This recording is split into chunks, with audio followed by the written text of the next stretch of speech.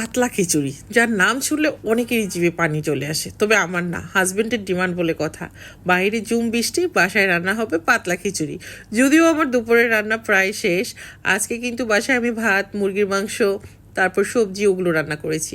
হঠাৎ করে বলে বসে আছে পাতলা খিচুড়ি খাবে, যে কথা সেই কাজ।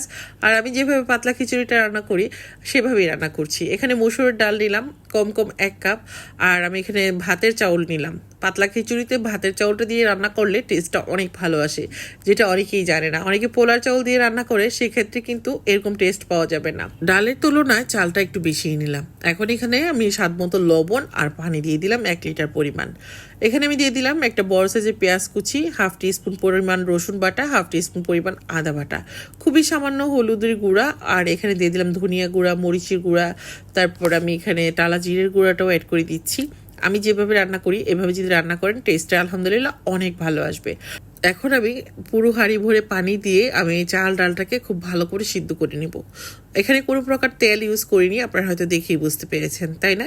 1 কাপ ডাল আর 1.5 কাপ চাউলের জন্য এখানে 1 লিটার পানি দিলেই কিন্তু যথেষ্ট। আবার অনেক বেশি পানি দিবেন না, তাহলে কিন্তু এই পানি শুকাতে আবার চলে যাবে 1 ঘন্টা। তো যাই হোক, এখানে আমি দিয়ে দিলাম কিছু কাঁচা মরিচ আর দিয়ে দিলাম টমেটো, এতে করে টেস্টটা অনেক ভালো আসে। চাইলে টমেটো স্কিপ করতে পারেন, তবে দিলে টেস্ট কিন্তু অনেক ভালো আসে। তো এখন আমার চাল ডাল মোটামুটি সিদ্ধ হয়ে গেছে। এই পর্যায়ে আমি এটাকে একটা ফোড়ন দেওয়ার জন্য রেডি করে নিব। তবে এখানে আর একটু নাড়াচাড়া করতে হবে। এলাচ, দারচিনি আর তেজপাতা, আর দিয়ে দিলাম একটা লবঙ্গ, যেটা আমার শুরুতেই দেওয়া দরকার ছিল, আমি ভুলে গিয়েছি। আসলে রান্না বান্না শেষ, সেই মুহূর্তে এসে হাজব্যান্ড বলল যে পাতলা খিচুড়ি খাবে। মাথায় আর কাজ করছিল না যে কি করব, তাড়াহুড়ো করেই রান্না চাপিয়ে দিলাম। এদিক থেকে বড় সাইজের 2টা পেঁয়াজ কুচি আর আস্ত একটা রসুন কুচি, আর 4-5টা দিয়ে দিলাম আমি শুকনা মরিচ। সরিষার তেল দিয়ে বাগারটা দিব, কারণ সরিষার তেল দিয়ে আমার বাসায় রান্নাটা হয়। এখন আমি একটা ছোট হাঁড়িতে ঢেলে নিলাম। খিচুড়ি আমার সিদ্ধ হয়ে গেছে। এখন ফোড়ন দেওয়ার পর সরাসরি কিন্তু টেবিলে নিয়ে যাব, তাই একটা অন্য হাঁড়িতে আমি এটাকে নিয়ে নিলাম, মানে সার্ভ করার জন্য আর কি। আর এদিক থেকে ফোড়নটাও কিন্তু রেডি করে নিচ্ছি, একদম ব্রাউন কালার করে ভেজে নেব। ভাজা হয়ে গেলে আমি খিচুড়ির মধ্যে ফোড়ন দিয়ে দিব। তো ফোড়নের মধ্যে দিয়ে দিচ্ছি 1/2 টিস্পুনের চেয়েও কম হলুদের গুঁড়া, আবার সামান্য পরিমাণ মরিচের গুঁড়া। এতে করে ফোড়ন দেওয়ার পর খিচুড়ির কালারটা অনেক সুন্দর আসবে। তবে এই বিষয়টা খেয়াল রাখতে হবে, পেঁয়াজটা একদম ভাজা হয়ে আসলে তারপর কিন্তু হলুদ আর মরিচের গুঁড়াটা অ্যাড করতে হবে, নতুবা আবার পুড়ে যাবে। এই তো আমার ফোড়ন দেওয়া হয়ে গেছে।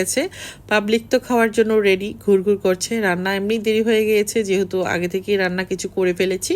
আর এই তো দেখে হয়তো বুঝতে পারছেন এটা কতটা লোভনীয় হয়েছে। আলহামদুলিল্লাহ, আজকে আমি প্রথমবার মনে হয় যে পাতলা খিচুড়িটা মন ভরে খেয়েছিলাম। যদিও আমি পাতলা খিচুড়ি একদম পছন্দ করি না, আমার কাছে ভুনা খিচুড়ি খেতে ভীষণ ভালো লাগে, তবে যে কোনো ভর্তা, ডিম ভাজার সঙ্গে। আর বাসায় ওরা হলো এই পাতলা খিচুড়িটা পছন্দ করে, তো ভাবলাম যে ওরা যেহেতু খাচ্ছে একটু টেস্ট করে দেখি। এত বেশি টেস্টি ছিল, মানে বলে বোঝাতে পারবো না। এর স্বাদ বাড়ানোর জন্য এখানে আমি অ্যাড করে দিচ্ছি আমার নিজের হাতে তৈরি করা দানাদার ঘি। ঘি ছাড়া খিচুড়ির টেস্ট কোনোভাবেই জমবে না। যদি কারো দানাদার ঘি লাগে তাহলে কিন্তু আপনারা আমার কাছ থেকে ঘি নিতে পারবেন।